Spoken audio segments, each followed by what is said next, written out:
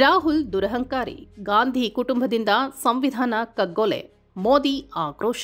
ಭಾರತದ ಸಂವಿಧಾನ ಬದಲಿಸಬೇಕೆಂದು ಆಗಿನ ಪ್ರಧಾನಿ ಜವಾಹರ್ಲಾಲ್ ನೆಹರು ಮುಂದಾಗಿದ್ರು. ಇಂದಿರಾ ಗಾಂಧಿ ಸುಪ್ರೀಂ ಕೋರ್ಟ್ನ ಶಕ್ತಿ ಕುಗ್ಗಿಸಲು ಷಡ್ಯಂತ್ರ ರೂಪಿಸಿದ್ದರು. ಗಾಂಧಿ ಕುಟುಂಬದಿಂದ ಅಧಿಕಾರಕ್ಕೆ ಬಂದಾಗಲೆಲ್ಲ ಸಂವಿಧಾನ ತಿದ್ದುಪಡಿ ಮಾಡಲಾಗಿದೆ, ಸಂವಿಧಾನಕ್ಕೆ ಅಪಚಾರ ಎಸಗಲಾಗಿದೆ ಎಂದು ಪ್ರಧಾನಿ ನರೇಂದ್ರ ಮೋದಿ ಸ್ಫೋಟಕ ಆರೋಪ ಮಾಡಿದರು. ಸಂಸತ್ನಲ್ಲಿ ಮಾತನಾಡಿದ ಅವರು, ಸಂವಿಧಾನದ ಶಿಕಾರಿಯ ರಕ್ತ ಕಾಂಗ್ರೆಸ್ಗೆ ಅಂಟಿದೆ. ಕಾಂಗ್ರೆಸ್ನಿಂದ ಕಾಲ ಕಾಲಕ್ಕೆ ಸಂವಿಧಾನಕ್ಕೆ ಶಿಕಾರಿ ನಡೆದಿದೆ. ಒಂದೇ ಕುಟುಂಬದಿಂದ ಸಂವಿಧಾನಕ್ಕೆ ಹಾನಿಯಾಗಿದೆ. 1970ರಲ್ಲಿ ಪ್ರಧಾನಿಯಾಗಿದ್ದ ಇಂದಿರಾ ಗಾಂಧಿ ಏನೆಲ್ಲಾ ಮಾಡಿದ್ದಾರೆ ಎಂಬುದು ಗೊತ್ತಿಲ್ಲವಾ? ಇಂದಿರಾ ಗಾಂಧಿ ಸುಪ್ರೀಂ ತೀರ್ಪು ಬದಲಿಸಲು ಪ್ರಯತ್ನಿಸಿದ್ದರು. ಇಂಥ ಪ್ರಧಾನಿ ಬಗ್ಗೆ ಕೊಂಡಾಡುತ್ತಾರೆ ಎಂದು ಹೇಳಿದರು. ಲೋಕಸಭೆ ವಿರೋಧ ಪಕ್ಷದ ನಾಯಕ ರಾಹುಲ್ ಗಾಂಧಿ ದುರಹಂಕಾರಿ, ಸಂವಿಧಾನಕ್ಕೆ ಬೆಲೆ ಕೊಡವರಿಂದ ಸಂವಿಧಾನ ಪಾಠ ಮಾಡಲಾಗುತ್ತಿದೆ. ಕಾಂಗ್ರೆಸ್ ಆಡಳಿತದ ಅವಧಿಯಲ್ಲಿ ದೇಶ ಎದುರಿಸಿದ ಸಂಕಷ್ಟಗಳು, ತುರ್ತು ಪರಿಸ್ಥಿತಿ, ಸಂವಿಧಾನ ತಿದ್ದುಪಡಿ, ಸುಪ್ರೀಂ ಕೋರ್ಟ್ ಶಕ್ತಿಹೀನ ಸೇರಿದಂತೆ ಹಲವು ವಿಚಾರಗಳ ಕುರಿತಂತೆ ಅಬ್ಬರದಿಂದಲೇ